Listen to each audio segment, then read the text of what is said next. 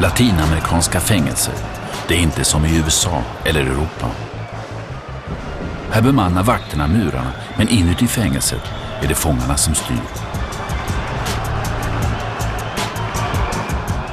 Här hör våldtäkt, mord och svält till vardagen.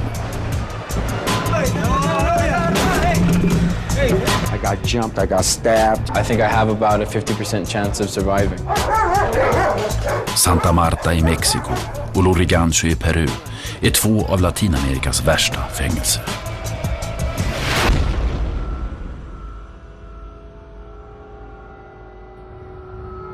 I Mexico City för man krig mot narkotikan.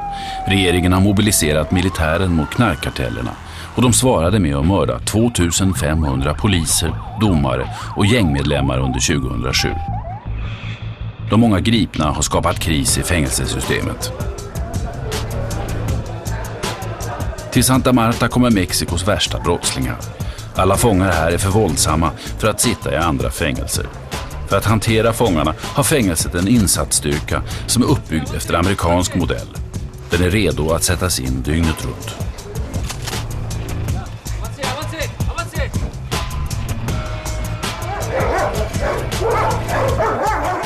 Styrkan är tungt beväpnad, men de har att göra med fångar som kan använda vad som helst som vapen. Hay objetos plásticos, un cepillo de dientes, un pedazo de acrílico con punta y puede hacer el mismo daño que un arma de fierro.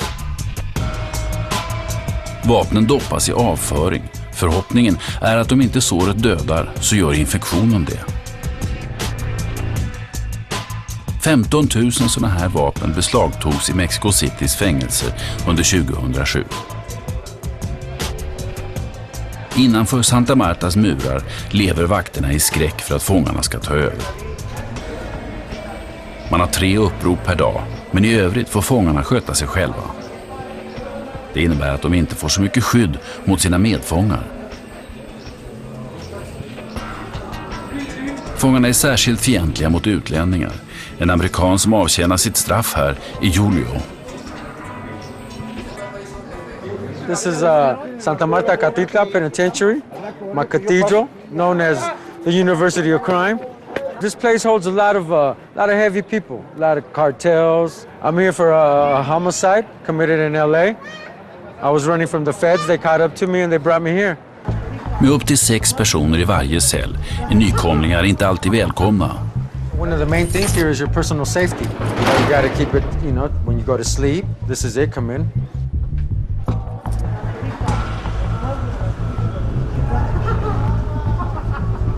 A guy comes into a cell and he's not really liked.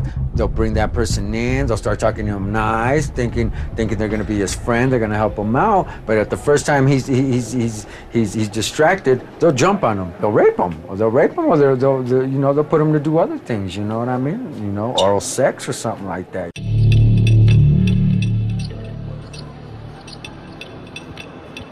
För en utlänning är det svårt att överleva ensam bland så farliga brottslingar. Till och med för en detta gängledare som Julio.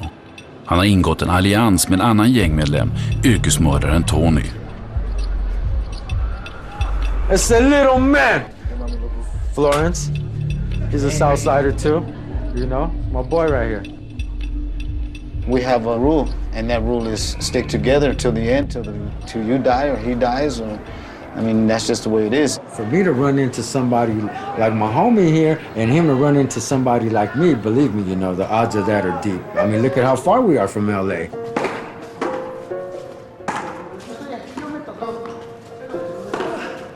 I en annan del av fängelset sitter ännu en amerikan, Jesus, som inte haft samma tur. You can't have friends in a place like this. One second they're with you, the next they're onto you. They're trying to get you. 3 weeks ago, I was with my cellmate.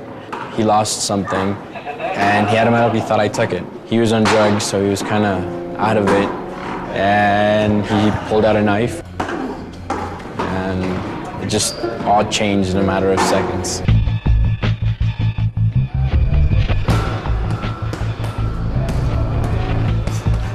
Som utlänning blir Julio ofta trakasserad av andra fångar. Han tränar varje dag för att kunna vara redo för allt. Men i Santa Marta är konflikterna aldrig långt borta.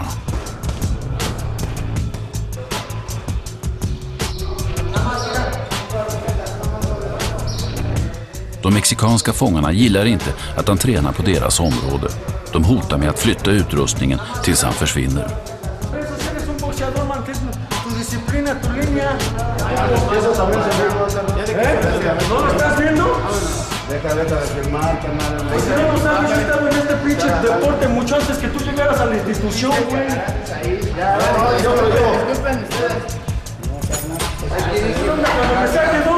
Te vas a saberlo. See, that's the problem with these people. They act like assholes.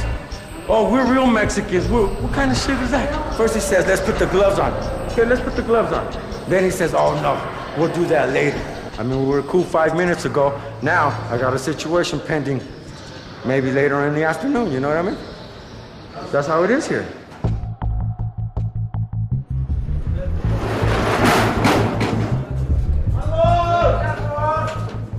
När fångarna blir inlåsta gör sig insatsstyrkan redo. Fängelseledningen har fått veta att det finns ett vapenlager i fängelset.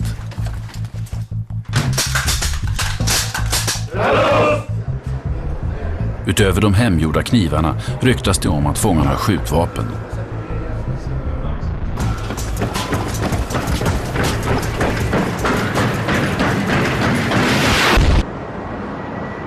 Mexico City, högsäkerhetsfängelset Santa Marta. På morgonen gör insatsstyrkan en överraskande räd mot block 5.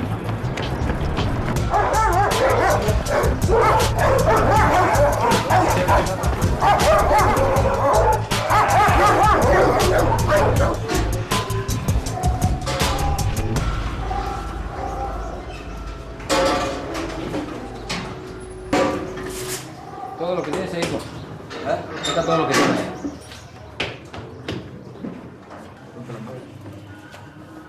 Alla fångar visiteras och man koncentrerar sig på cell nummer 12.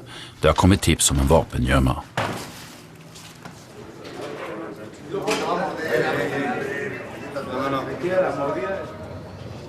Idag kom insatsstyrkan för sent och hittade ingenting. De amerikanska fångarna Julio och Tony är ständigt på sin vakt eftersom de ses som rika utlänningar. Båda har blivit utsatta för överfall och utpressning. Även en vanlig promenad genom fängelset är riskfylld.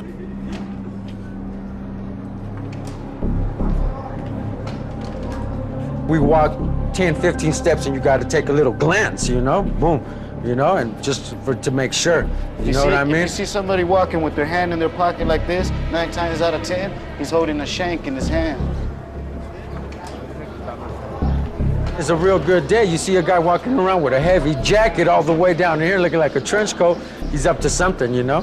He's got something hiding or he's about to do something, you know? De har blivit attackerade flera gånger. I've been stepped all up. Back here. You know, they got to get you through the back here, you know? That's how it's commonly done, you know? I got a few stab wounds here. I got another one over here. One on the neck. One on the ear. One on the back. When the skin starts to tear, you know, that hurts and it burns. You never know when somebody's going to pick a sword fight with you. So you got to be on your toes, and like they say back in the States, got to be on your P's and Q's. Julio och Tony överlever för att de är beredda att slåss för livet. If you're going to go and do something to somebody, whether it's kill them or whether it's just injure them, you got to do it decided, and you got to hit them where it hurts. When something like that goes down, at the end you even feel relief. Let it all out. You know, other people caused you anger, but this person ended up paying the broken dishes, you know what I mean? För Julio är våldet en livsstil. Han växte upp i ett av Los Angeles värsta områden och blev gängmedlem vid 12 års ålder. You got to earn your respect. Well, what do I got to do? Well, we got to go and drive-by shoot on somebody, you know? We got to go another enemy neighborhood, and when, you know, when we hit the corner and the lights get turned off, just shoot anybody you see. Han blev snabbt en av områdets största knarklangare, men förlorade sin position när en torped försökte mörda honom. He just let off 5 from a .357. Hit me right here, hit me right here. I had a bracelet that hit and it just bounced off. Hit me over here, in my back, right here, and I got a piece of lead right there. I mean, I felt like I was fat, like I was blown up, like there was a lot of wind inside of me.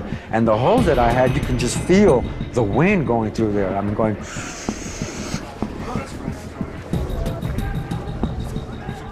Julio låg i koma i en vecka och när han vaknade ville han hämnas. När han träffade torpedens bror och kusin sköt han dem. Yeah, they died right there and then. One of them took it right here, came out through his forehead and took another. He took like about 3 shots from a .40 caliber. Julio utnyttjade sitt dubbla medborgarskap och flydde till Mexiko för att undgå den amerikanska rättvisan. 2 murders in the States, I can get a lethal injection for something like that, you know? And plus they were American citizens, you know what I mean? So that they charge them a little bit more expensive, you know? När Julio greps begärde han att få bli dömd i enlighet med mexikansk lag. Han fick 17 år och som amerikan i ett mexikanskt fängelse fick han snart problem.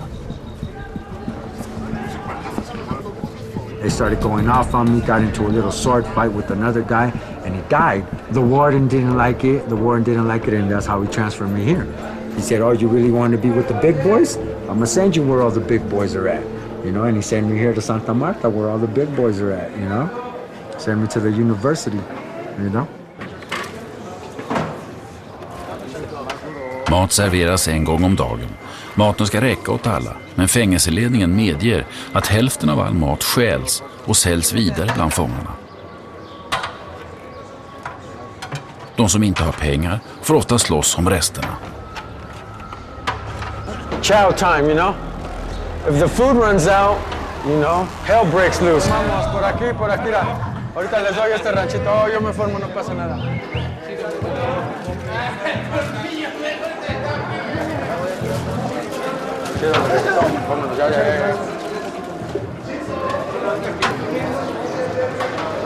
As you can see, we got our food, beans, and some type of stew. I mean, the kitchen is crazy. It's got a lot of rats all over the place. So, you know, sometimes you got to be on the lookout. Maybe there's a dead rat, you know. Dead rat, somebody's finger. Maten delas ut alldeles intill cellblockets kloak. It's a shit, food, everything. Terrible, isn't it? Rats here are big as cats. Cats are afraid of the rats, you know. De mexikanska fångarna ser Julio som en utböling och han har få vänner. You come to prison not knowing nobody. Unless you come here with somebody off the street, well, I mean, you already know him off the street, or maybe something like that, you know? This is my friend, mi amigo, Ben. This is my friend. This is my boy right here, you know? I look out for him, he looks out for me, you know? He watches my back, I look out for him. 5 mil hamnade i Santa Marta efter att ha begått mord i andra mexikanska fängelser. That's how many he's killed. You see his file is as big as a dictionary. He's got 235 years sentenced.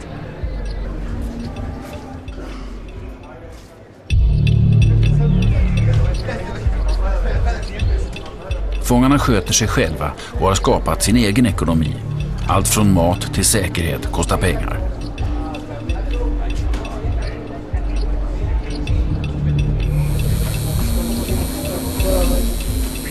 Tony försörjer sig som tatuerare. Han är känd för sina bilder av fängelsets inofficiella skyddshelgon, Santa Muerte, dödsängeln. This is Mictlantecutli, is Aztec for the word death or Lord of the Dead. You like it? Julio försörjer sig på vadslagning när fångarna bollar vägg. Hans motståndare är typiska Santa Marta-fångar. Kidnapping. Secuestro. ¿Cuánto llevas en total? 9 out of 19 already. Homicidio. Homicide. Homicidio. Rubén. ¿Por qué viene mi Rubén? Homicide. He's been here 22 years. 22 años. We're going to play $100 a game here. If I win these games, I'm cool for the day. Got to give it all the effort right now, you know? I got to put everything into it, you know? Because if I lose, then I'm down to 0.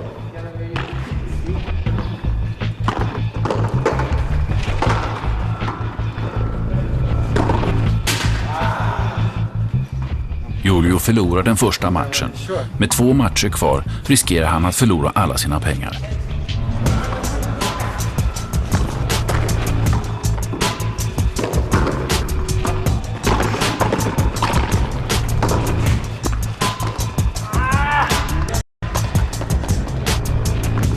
Julio har vunnit nog med pengar för att klara sig en dag till i Santa Marta.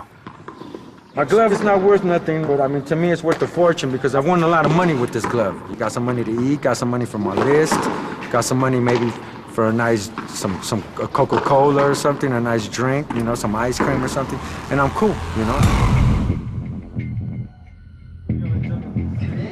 Spel är förbjudet men tolereras ändå. För att straffa allvarligare förseelser har fängelseledningen byggt det så kallade hålet. Hålet är ett separat cellblock och ett fängelse i fängelset. Här är överbeläggningen, matbristen, vattenbristen och våldet ännu värre än i övriga Santa Marta. That's the zone where most people have died ever since I've been here. I mean, they've gotten burned, they've gotten stuck, they've gotten hung. It has that certain reputation. And you can just feel the tension. You can feel everybody's vibe, that everybody's ready to kill like that. Oh, it's bad over there, huh? It's pretty bad. I mean, people are crazy. When that fool came running out with the gun in his hand, an inmate with the gun in his hand. He's trying to kill another guy. It was a contract killing. How did you feel when you got out of the hole? I'm in heaven again. I'm a free man. See? Hålet är egentligen 2 våningar. Övervåningen är värst, men fängelseledningen anser att det är för farligt att filma där.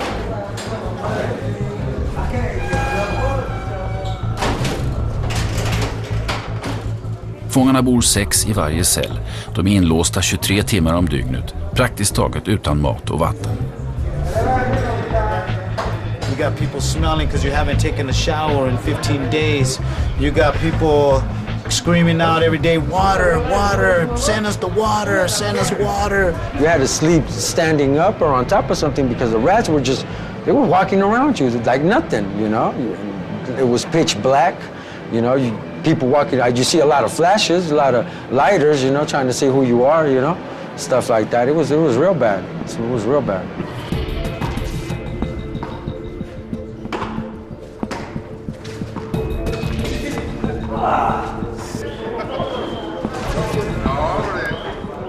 Jesus är en ung amerikan som ska utlämnas till USA för ett mord på en man i Texas. Han sitter i hålet eftersom fängelseledningen ser honom som en säkerhetsrisk. They think that I'm a risk to the penitentiary because they say I have the capabilities of escaping. De första veckorna satt han på övervåningen. People usually don't stay upstairs to them because your welcoming committee usually stabs you. The first day I arrived here, a guy just came running at me. 5 seconds later, a whole bunch of guys came and started stabbing him. Blood was going everywhere. Just the look on his face after he was just gone, it was just... It sucked. Jesus har överlevt hålet genom att arbeta åt sina medfångar. You start from the bottom and you stay at the bottom. You have to clean the cells, throw the trash, clean the restrooms, things like that. If you're asked to do something and you don't do it right away, they say they're going to do this or that. Supposedly the last one is they're going to cut off my ears. Som amerikan blir han ofta måltavla. I think I have about a 50% chance of surviving. I get stabbed. People here know where to stab you to kill you. And if I look at someone wrong, if I don't do what I'm told, then it's lights out.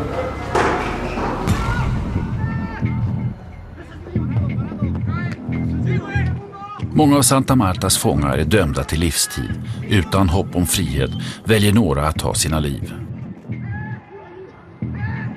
Here, we had a friend pass away just the other day. I mean, he took his life here because, well, he was the one that used to run this area. And what happened was they rejected his release date. and he wanted to be with his family. He's been here he was here for like 17 years. And when those 17 years came by and he thought he was going to go home and they didn't let him go home, well, he decided the best way to get freedom out was just take his life. He left 3 kids, his wife, without a dad now, but that's just the way pressure is sometimes here. Where did you do it? Right here, right above. Right here. He braided up 3 pairs of shoestrings together, made a pretty strong rope, and just jumped off. I mean, he must have felt so. I mean, he had a good weight on him, so I guess on the moment he took it down, he just like cracked his neck. So it wasn't much you can do there. En del fångar har tvingats att begå självmord när deras familjer har tagit som gisslan på order från andra fångar. There's been people here that have been hung, but they got helped. You know, I know a guy that he didn't cause so much damage that they had his family on the street. They told him if he didn't hung himself, that was going to do his family. So what are you going to do? He hung himself. So he went off and hung himself. They knew he had people on the street. His wife used to come see him. His kids used to come see him. So they snatched him up, called him up and told him, you know what, we got your people. We got your people. You didn't cause too much damage. Now you got to go. If you don't go, they go. And that's just the way it is.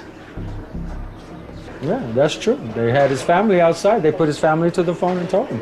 There they are. And he was stressing so much, he did it.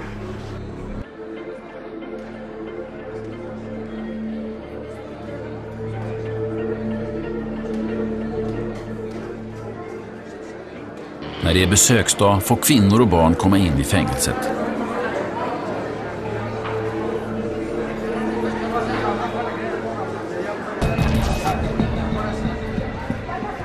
Julius fru och barn bor kvar i Los Angeles, men Tony har familj i Mexiko och träffar sin flickvän regelbundet.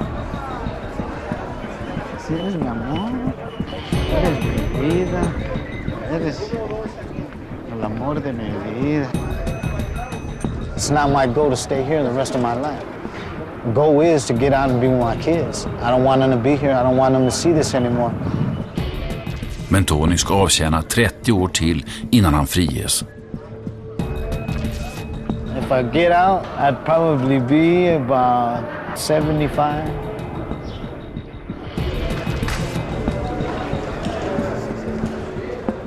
Julio kan bli frigiven om några år om man undviker att hamna i bråk. Han fruktar ett förlängt straff mer än att bli dödad. I might have to kill somebody in defending myself. Maybe it might happen because I'm defending myself, you know? Good night. Good night.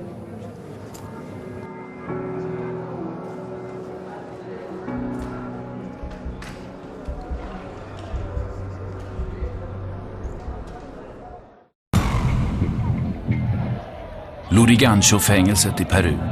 Här är förhållandena ännu värre med svår överbeläggning, blockkrig och till och med svält.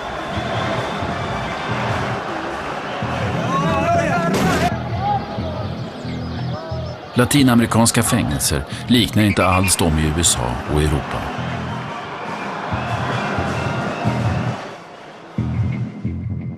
I Santa Marta i Mexiko får fångarna sköta sig själva. I Lurigancho i Peru är det fångarna som driver fängelset.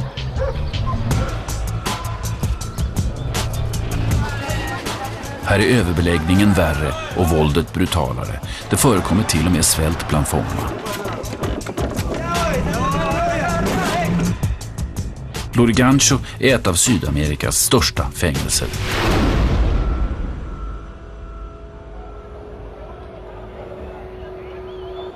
Förhållandena är miserabla. Fängelset är byggt för 1000 fångar, men här finns nästan 10 000 fångar. Ofta rasar regelrätta inbördeskrig mellan Luriganchos 21 cellblock. 1982 dog 146 fångar under en enda dag. Fängelseledningen har bara 100 vakter för 10 000 fångar. Det har lett till en märklig överenskommelse. Perus fångvårdsstyrelse låter fångarna sköta driften. Ett råd med fångledare, så kallade delegater, styr fängelset. Pero en medio de todo eso, gracias a la disciplina de Tito, a todos ustedes que son delegados, estamos controlando el penal, hay paz. I 3 år har de upprätthållit en bräcklig fred, men läget är mycket spänt.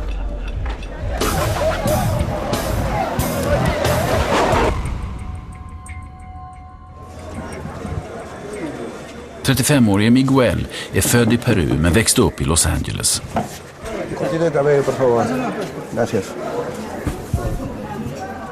Han utvisades till Peru på grund av gängkriminalitet. I Lima greps han för narkotikabrott och nu väntar han på rättegång. Han har suttit 18 månader i Lurigancho. You gotta always try to defend where you're from. You know what I mean? Nyanlända fångar tilldelas en paviljong. Varje paviljong utgörs av ett cellblock med en sovsal och ett utomhusgym. When you first come to prison, they give you a pavilion where you're going to be at. But after you're in that pavilion, you try to go to where you're going to feel comfortable at. För en avgift på $18 kan fångledarna förflytta en fånge till en annan paviljong. Många vill leva med kriminella från sina egna områden. Each pavilion is from a district from the streets. Det innebär att Luriganchos 21 paviljonger är uppdelade efter samma rivalitet som utanför fängelset. Det finns även särskilda block för unga brottslingar och för sexualbrottslingar. Det är lunch i paviljong 15. When you live in a pavilion, this is what you get to eat. But if you don't have a pavilion, you'll be outside. With those people over there, they're outside because they probably got in trouble in the pavilion for something or for stealing. And right now, they're outside trying to hustle their food because there's nobody else that's going to give them food. If you don't have a pavilion, you don't eat. Fångar som stjäl, slåss eller bråkar kan bli utkastade. Dessa så kallade utstötta lever i området utanför paviljongerna. Narkotikamissbruket är utbrett. De överlever genom att rota i avfallet på fängelsets soptipp.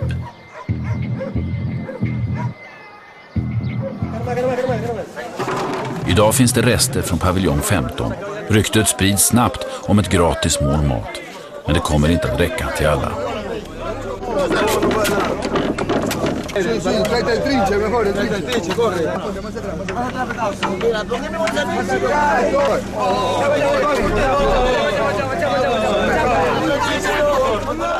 Carlos, en 35-årig peruan som är dömd för våldtäkt, är en av de utstötta.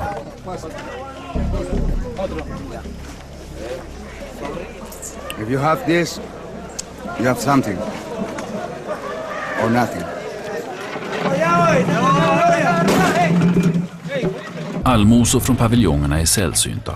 Fängelseledningen distribuerar den mesta maten genom delegaterna och deras block. De utstötta blir utan. Men fängelset delar ut bröd varje dag.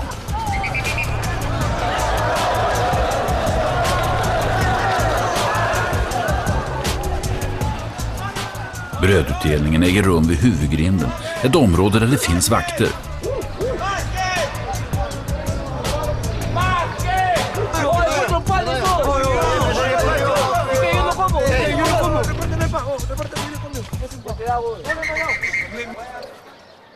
För Carlos är livet som utstött extra svårt. Han är HIV-positiv och ett lätt mål för de andra fångarna.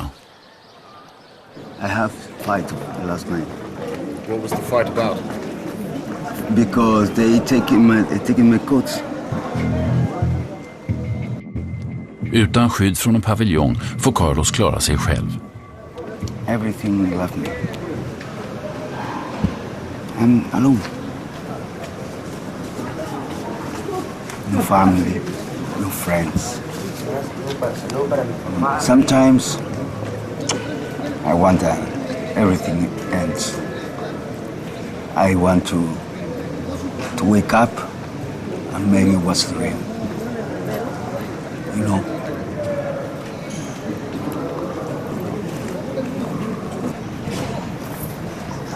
I don't have help from nobody.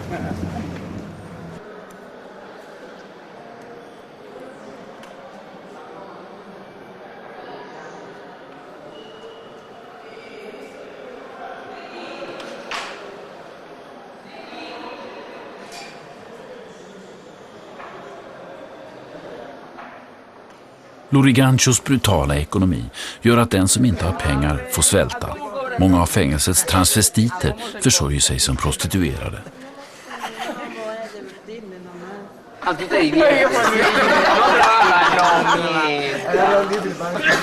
Pero más o menos a cómo está el al menos que yo sepa, porque tengo mi amiga que está acá, que trabaja 2 soles, 3 soles, hasta máximo le paga 5 soles. De löper störst risk av alla fångar att få aids. För att stoppa hiv-epidemin förser fängelset fångarna med 500 000 kondomer och nära 20 liter glidmedel varje månad.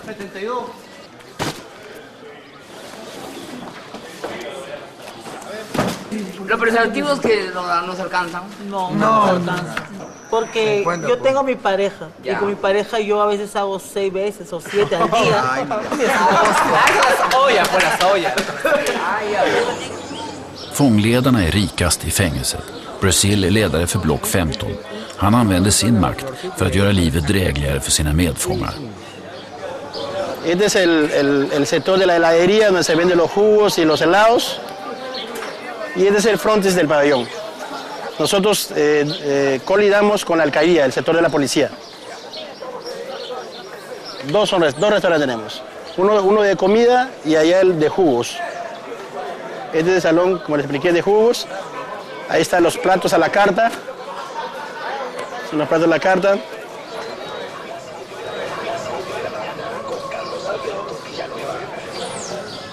Med privilegier följer ansvar. Han måste upprätthålla fred. Man går inte säker inuti cellblocken och mellan blocken råder hård rivalitet. Yeah, each pavilion is like a pirate ship. They try to take care of their boat, you know what I mean? Paviljongerna drivs som företag. Narkotikahandel, prostitution och beskydd ger stora vinster. Precis som på gatan är det vanligt med gängkrig mellan paviljongerna.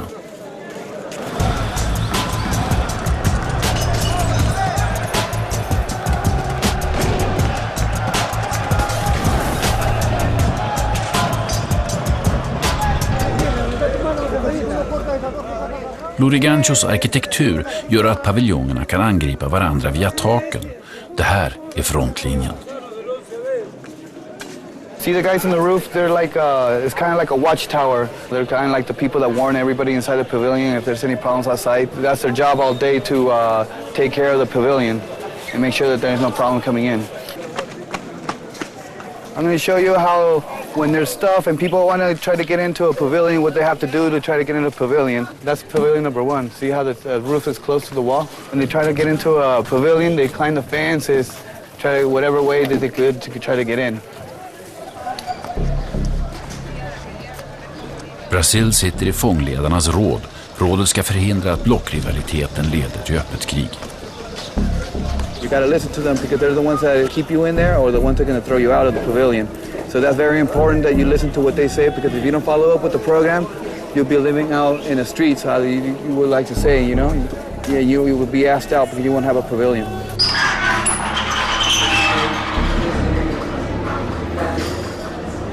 Brasil besöker block 1 efter rapporter om ett angrepp. Entonces, mucha bulla, entonces subimos y en el momento ellos se están subiendo por ahí, nosotros estamos subiendo por allá y le quisimos agarrar piedras y empezar a botarlos y ahí vino la guardia y cambió todo. Pedro avtjänar 20 år för kidnappning. Han är vald till säkerhetschef för block 1. Peru har inga specialfängelser för unga brottslingar. 1000 brottslingar mellan 18 och 24 år delar på ett utrymme för 300. För många är det deras första fängelsevistelse. De kallas lammkött och andra fångar är ofta ute efter att våldta dem. De har utsatts för upprepade attacker från block 3 som hyser några av Perus farligaste sexualbrottslingar.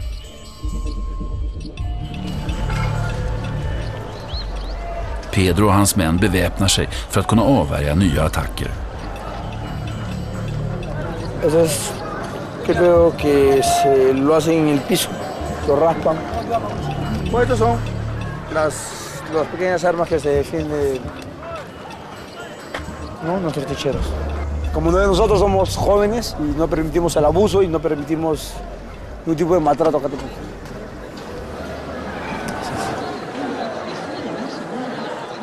Som fångledare måste Brasil upprätthålla fred. Han har kallat till ett möte med delegater från block 1. Han uppmanar de unga fångarna att förstärka säkerheten. A las puertas hemos puesto más colaboradores. Lo que eran 5 le hemos puesto 10 colaboradores y hacemos dobles turnos, estamos poniendo ahora. 2 turnos. Sí, 2 turnos y ahora estamos cerrando la puerta de abajo, la primera y la segunda y la tercera.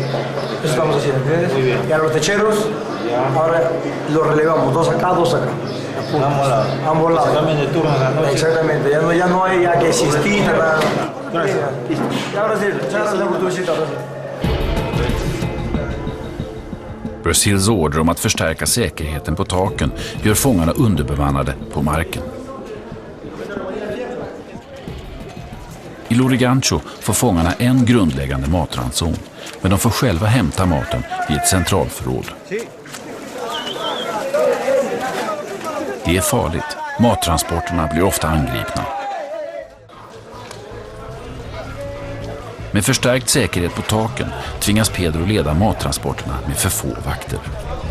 Ya, vamos, señor, vamos a todo, a la carrera. Vamos, Toñito, a recoger todo el pabellón.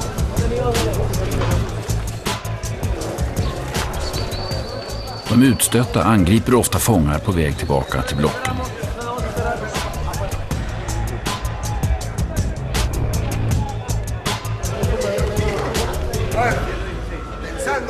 Maten är enkel. Summan som läggs per fånge och dag är inte stor, så tilldelningen blir sparsam.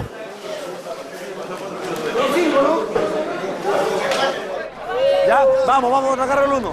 Sí, vamos saliendo. Vamos todos con cuidado, por favor, ya.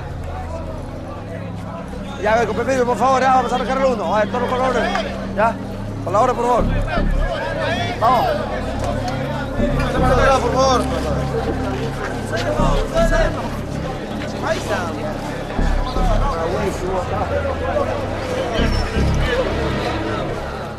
De unga fångarna från block 1 tar sig tillbaka utan att förlora någon mat till de utstötta eller fångar från andra block.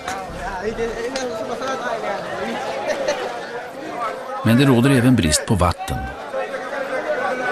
Right now there ain't no water in the prison because they're trying to fix up the plumbing, but they've been telling that story over a month already. Med 10 000 fångar och vattenbrist blir läget spänt. They're fighting over a bucket of water.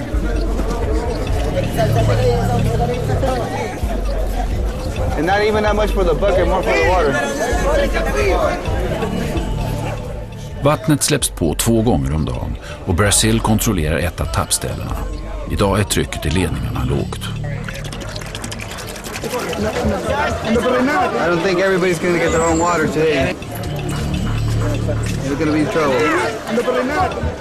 Spänningen stiger i Lurigancho. Fångledaren och säkerhetschefen Tito har mycket att göra. Y si se portan mal, yo mismo le meto sus chiquitas o le meto sus troncos de las nalgas.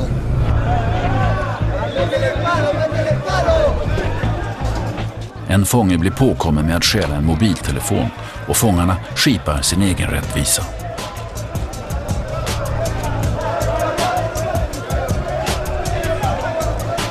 Men de vill att kamerorna stängs av. Lurigancho-fängelset i Peru. Brasil har en plan för att lugna ner stämningen i fängelset. Han behöver hjälp av en annan fångledare, Tito, med smeknamnet Smurfen. Han är chef för fångarnas polisstyrka.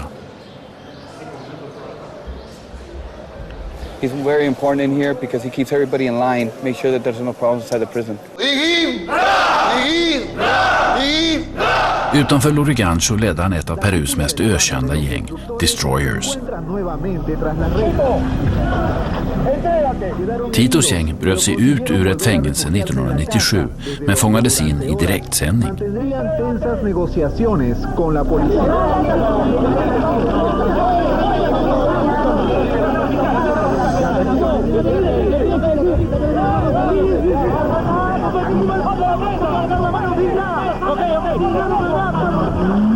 Muchachos, ya les aclaré todo el asunto, cómo hace la disciplina.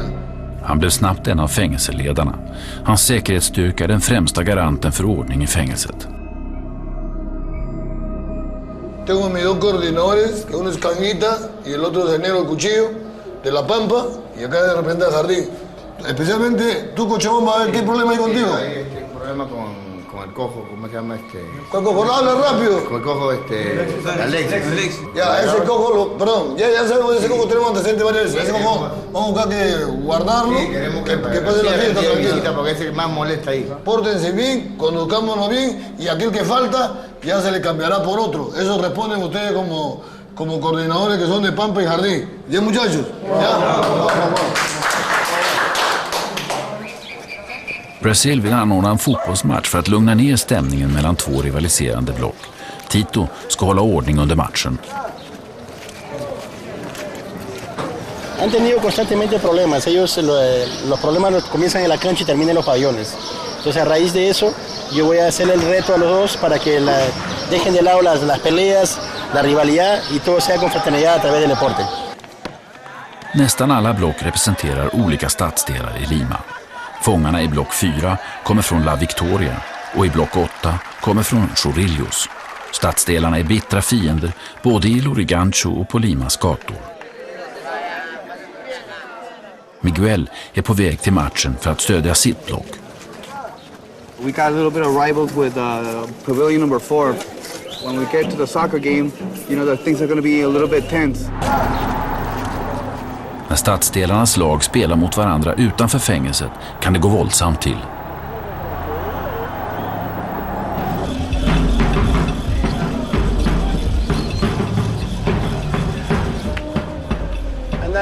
Anda, mírame la puerta allá de la rotonda, de repente la policía no está dejándonos pasar.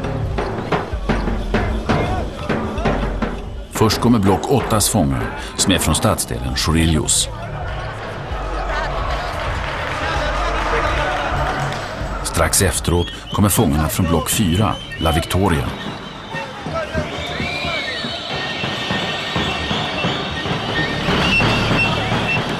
Stämningen är god, men det kan förändras på ett ögonblick. Om något går snett måste Miguel ställa upp för sitt block vad som än händer.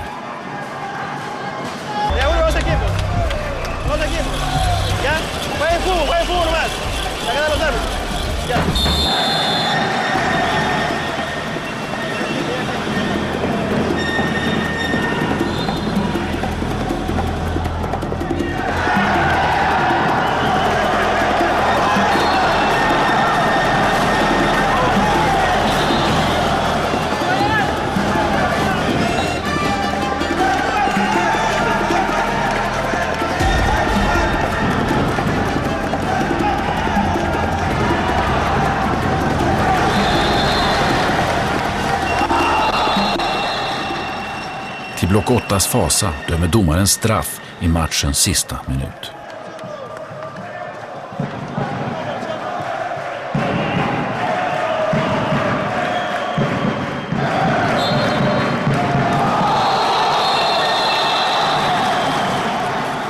Block 8 förlorar matchen, men inga våldsamheter utbryter. Bara lagets maskot, utklädd till jultomten, drabbas.